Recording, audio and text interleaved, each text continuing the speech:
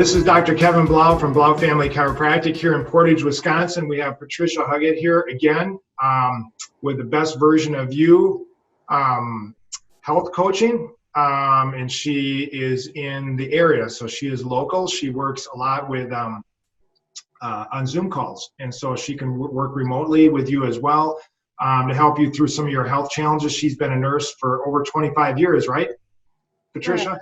So she has a lot of experience with chronic health and a chronic decrease in health, and so her passion has been to help people redirect themselves, and especially in this time with a lot of stress. Last time we talked a little bit about sleep, how sleep can be disturbed and how that can affect our overall health and weight and mood and just capacity to function in these times. But this is no different. I think stress is always around. And so stress affects us in different ways and can affect us. So, Patricia, do you want to get us started? You kind of had an interesting concept of talking about growth hormone. We talked about that last time a little bit with sleep and how this can affect our weight and our lean mass in our body. And I think a lot of people have heard of growth hormone before. Maybe some people try to supplement with that, but we can naturally work with this growth hormone, and I think it's really important. So maybe kind of bring us up to speed on what is this growth hormone? Why is this really important, and how might this be affected in these times with stress? Is this going up or down, the growth hormone, and what is kind of happening? Maybe we can have a little better understanding of that. Well, let's look at growth hormone. It is something that people can supplement with, but it's not advisable, because you should start first with trying to get your body to produce more. And there's things that you can do while you're awake to stimulate that growth hormone.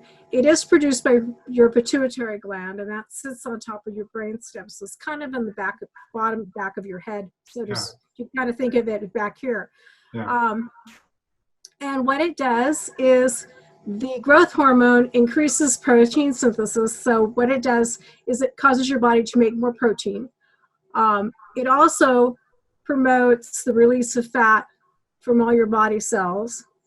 It also shifts your primary fuel source from glucose to fat, which is something that also can happen when we're going to talk a little bit too about fasting a little bit down the road. There's also growth hormone is also promotes insulin sensitivity.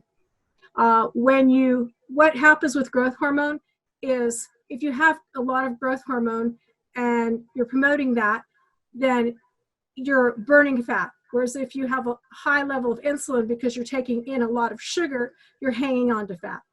Right. So a good question I always think about is I'm 51, okay? So age-wise, my growth hormone production goes down. You know, our highest levels, as I understand, are during our fun times, right? These early 20s, and you can do anything you want, eat whatever you want, and somehow it just seems to work out. You have the energy, you have a good body mass index, everything seems to be working good. I have energy all the time.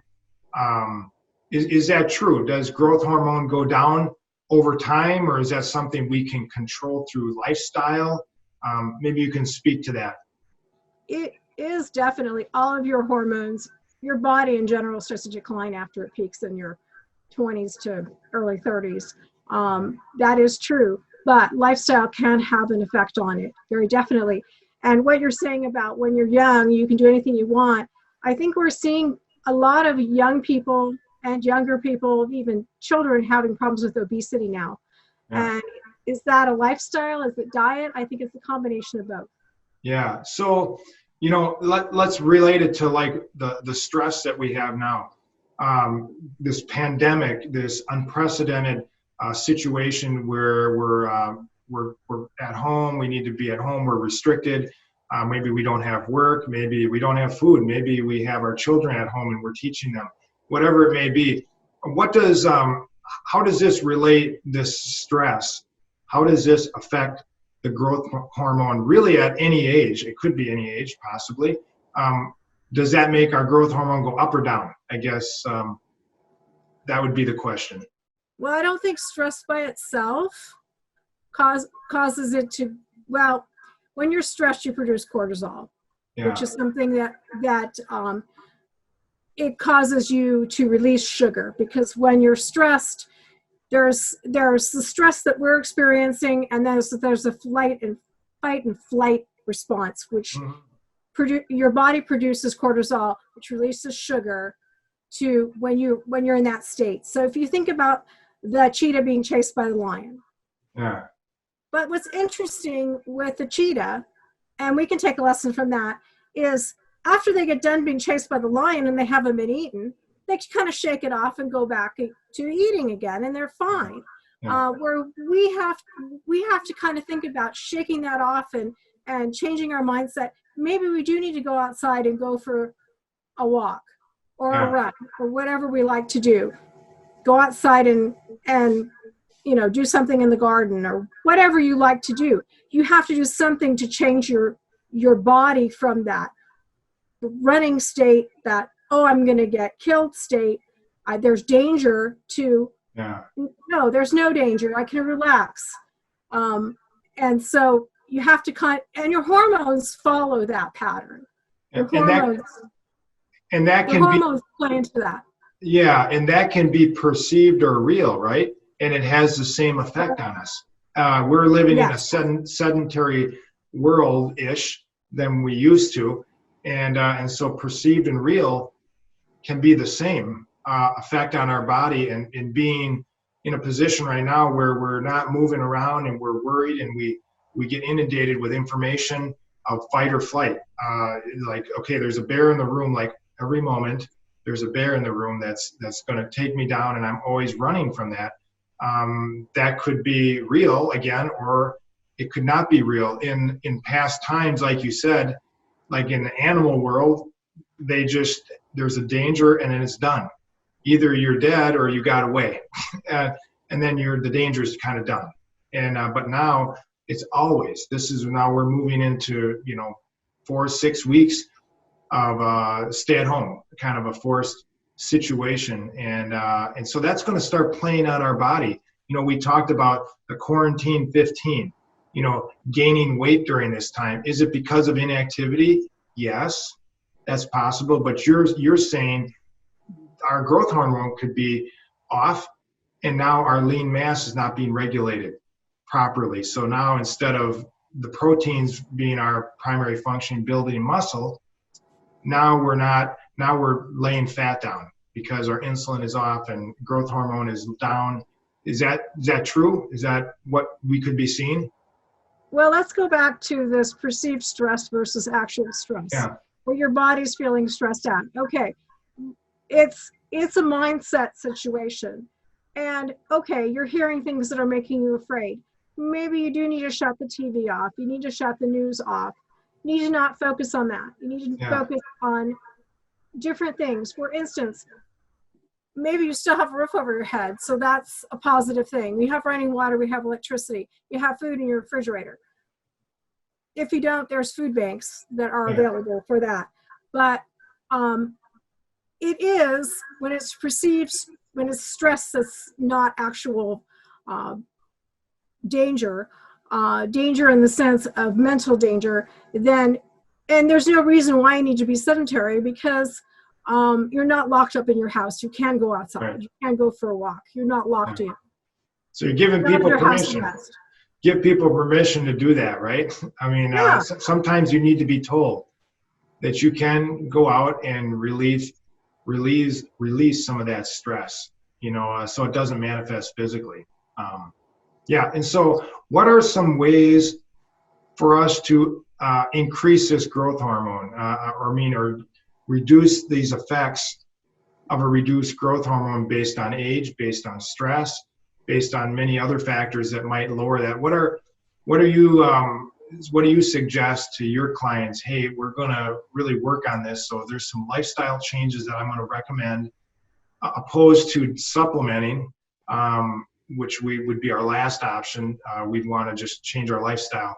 What's some gold nuggets that we might be able to easily do? Okay, the first thing that we're going to talk about is spreading your meals out. So you actually are hungry before you eat again, which is something that sitting at home can be a problem. You can do emotional eating. People emotionally eat all the time. And basically, it's hard. It's hard for people to not emotionally when they're used to doing it. Yeah. But it's looking at things a little bit differently. So if you look at having an empty stomach, feeling hungry for maybe a half an hour or an hour before you actually eat stimulates the growth hormone. So feeling hungry or Feeling feeling hungry that in our tummy. So that's a good thing. That should tell us, hey, yeah, I want to eat. That's a good idea. But if you want to stimulate this growth hormone and create a lean body and all these things, just let it ride, right? Let it ride and basically accept it. It's just like, it's a good thing. Hey, I'm stimulating my growth hormone. Thank you. I appreciate that. I know I want to do this good thing for my body. And just kind of tell yourself, hey, I can go another 15 minutes, half an hour. I mean, you don't want to feel like you're going to pass out. Yeah. That's counterproductive. But yeah, just if you can put it off for a half an hour and then eat, you're stimulating your growth hormone. Yeah. And that maybe leads into something we discussed earlier. And maybe just maybe a minute or a couple minutes on this is this intermittent fasting. I mean, you hear people talk about this. What is that? What does that mean? Is there a rhythm to this, or is there a rhyme or a reason how you might do this, or do you just do it whenever? Maybe you can speak to that and maybe create a system for them to understand that. How long do I fast? Or what's the time periods? Well, there's different things you can do with fasting. You can fast for 24 hours, for 2, 3, 4 days a week. Some people fast for a couple weeks. Some people can't deal with that. So intermittent fasting works, which is basically you have a window where you eat. Say 3 days a week, you eat between noon and 6, and the rest of the time you fast. Or from 10 to 6, you eat. That's your eating window, and then you fast the rest of the time. I personally don't have a hard time skipping breakfast and not eating till noon. That's the way I intermittently fast. Yeah. And is that, so you always hear this, hey, don't miss breakfast. That's breaking the fast, right? So if what you're saying is if you have a rhythm to this, of what you're having a logical rhythm, this is what happens. You're going to create this increase in growth hormone. You're probably going to create some detoxing. And probably there's also a mental, emotional, spiritual aspect to fasting as well that you can experience during this time for mental health as much as physical health and spiritual health. You also can fast with food.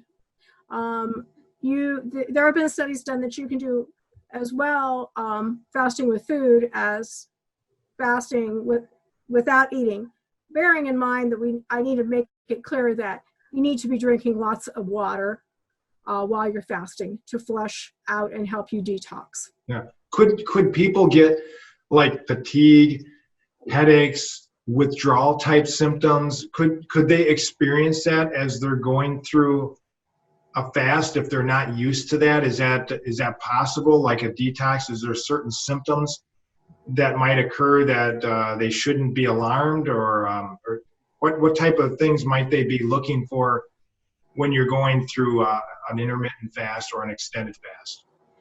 If you have been eating a lot of sugar or a lot of caffeine, you can have withdrawals from those things. Yeah. And would that be could that be mental clarity changes? Could it be tremors? I guess what I'm asking is there certain things that maybe 2 or 3 things classically that you see as aspects or symptoms of, I shouldn't say symptoms, but reactions to the fasting? Well, or is it different with everybody? It is going to be different with everybody because it depends on what they're fasting from.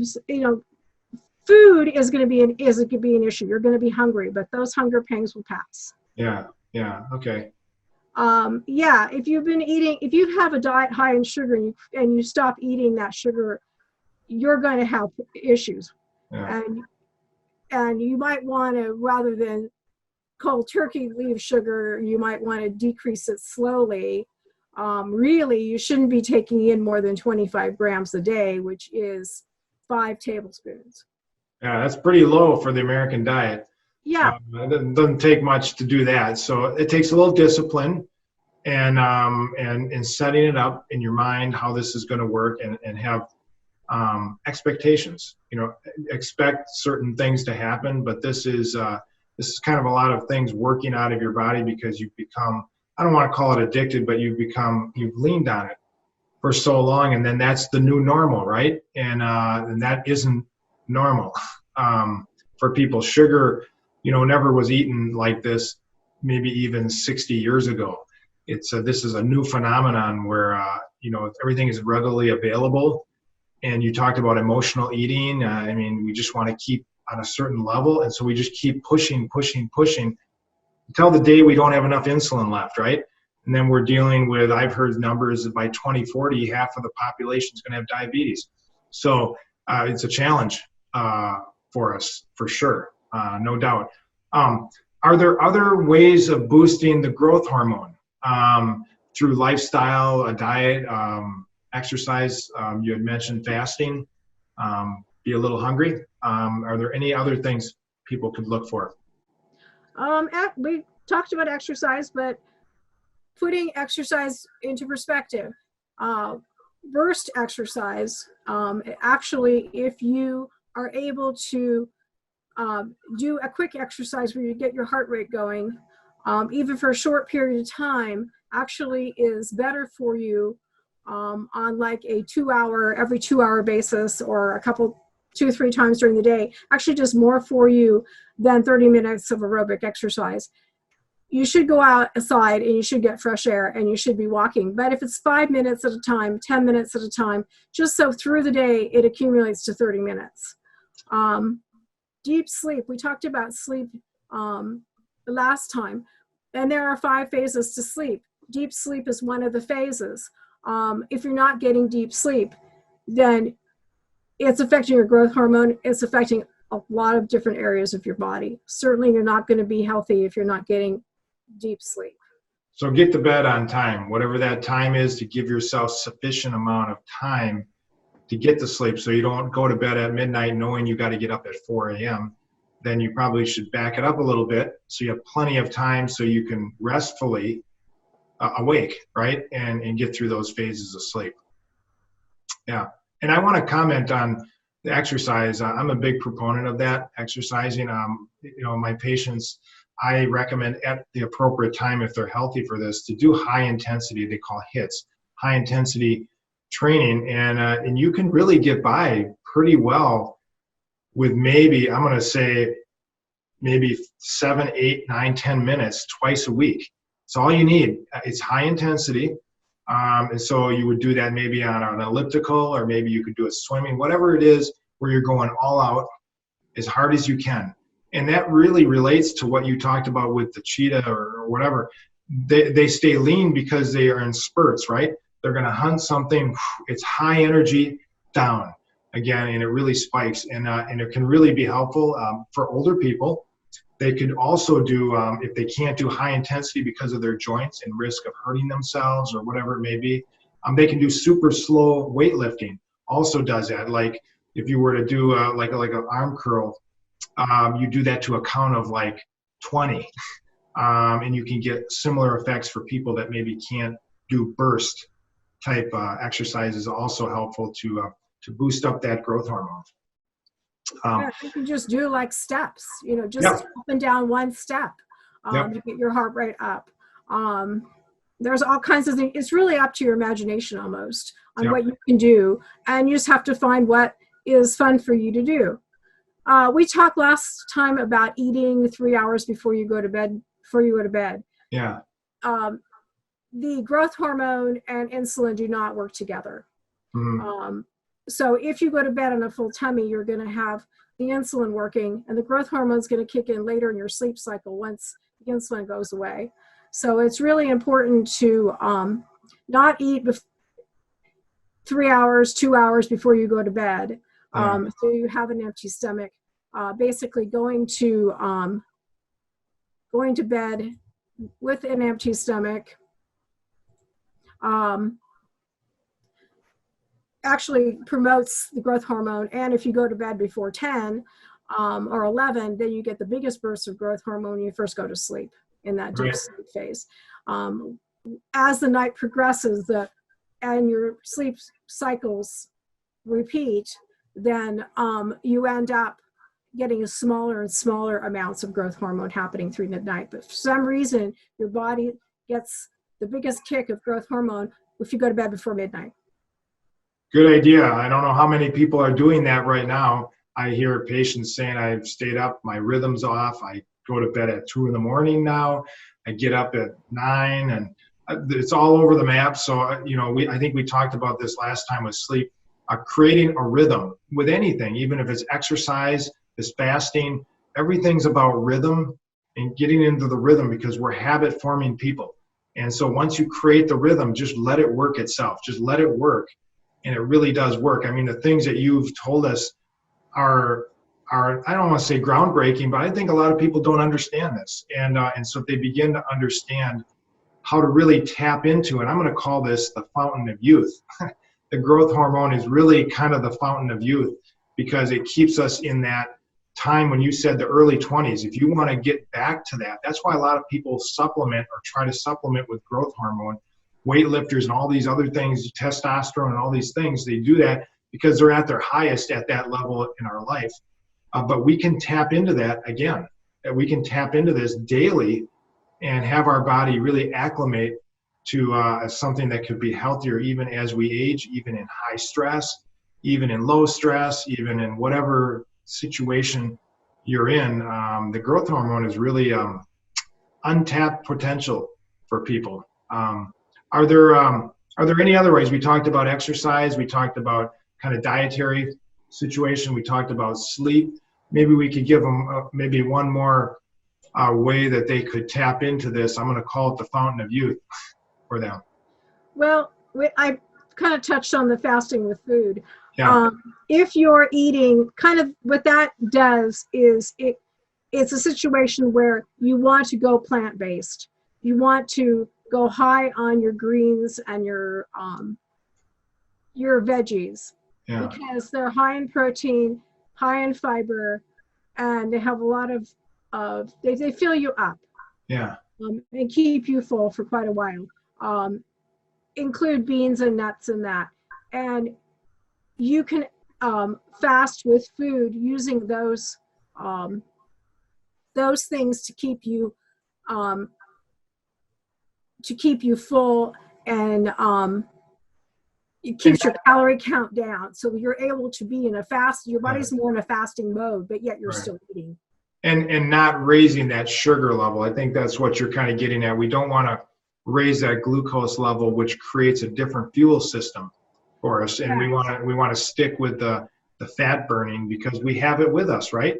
We don't have to eat. We have it with us. We all have some fat, that we have. So you always have a fuel source and available for you to keep that keep your body going and keep functioning, so you don't go through these kind of ups and downs that happen with sugar, because it's such a simple sugars are just used up really quick. You get the spike and then you're done, and you're hungry again, and you play this yo-yo zone here where you lose at the end, and you can never get enough sugar. It's an addiction almost. Right. And the more sugar that you take into your body, the more insulin that you're producing. And I mentioned earlier that insulin causes you to hang on to fat. Also, that high sugar makes you secrete that insulin, and it taxes your pancreas, because it wasn't intended to be this way. And what happens is, by the time you get the diagnosis of, you're pre-diabetic, you've lost 50% of that pancreas's ability to make insulin. And if you don't change the way what you're doing, your eating and your lifestyle, you're going to end up losing that insulin supply altogether. You're going to end up an insulin-dependent diabetic. Can you repeat that again? by the time you think there's a problem, how much of your pancreas is already not functioning? Maybe repeat that.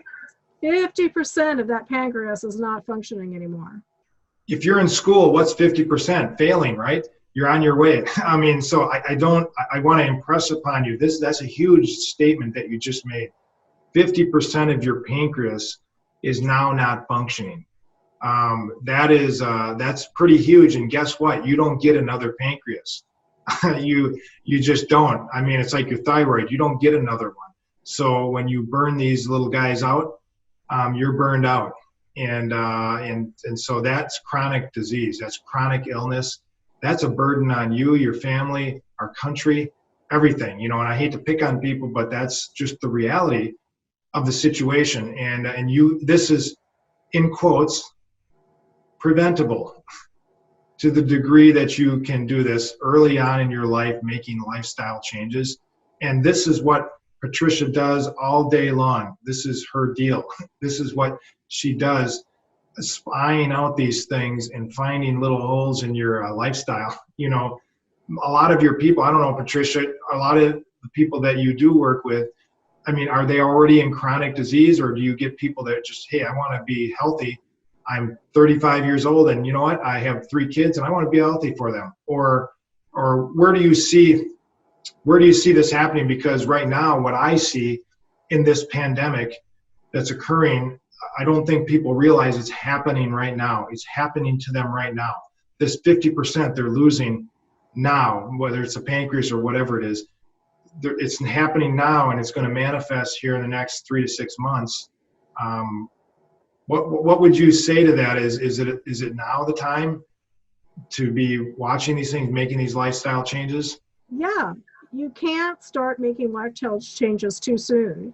And also, some of the tests that your doctors are doing to see if you're diabetic really aren't showing the whole picture. How many people have any idea what their fasting insulin is? Probably nobody. Exactly. Unless they've got a headache and then they know they're low, or they're going through some kind of hypoglycemic situation, which a lot of people do, right? When you don't get food, they're hungry, right? Or they get a headache and these Well, signals. that's letting it go too far, but you can actually check your fasting insulin just like you can check your fasting blood sugar and your A1C. And, simple pinprick, right? No, it's not a simple pinprick. Yeah. It's actually a blood draw. Okay. But that tells you more about insulin status and how your pancreas is functioning than blood sugar. Yeah. And that should be part of any kind of health plan, right? Or a wellness plan. It could be, but when was the last time your doctor ordered it? Not too many people. So you would encourage people to do that when they're at their annual assessment. Check these things. And yeah, even more than the fasting blood sugar, I'd be asking your doctor for a fasting insulin. Yeah. If they don't want to do it, then I have ways of getting it done. Well, there you go. There's the answer, right? So to recap, what we kind of went over is understanding our times right now and the stress, but not even that. This could be for all times. The things we're talking about with the growth hormone. Hopefully you understand that, and I wanted to put this in perspective, that the growth hormone really is your fountain of youth. It really is. When this is at its highest levels, depending on whatever age you are, allows you to be lean machine, right? It allows you to fuel properly so you're not dependent on glucose and sugar. You can have your own stores. You can carry it around with you. I'm not suggesting to carry a lot of fat around with you, but you always have it, right? We talked about exercise.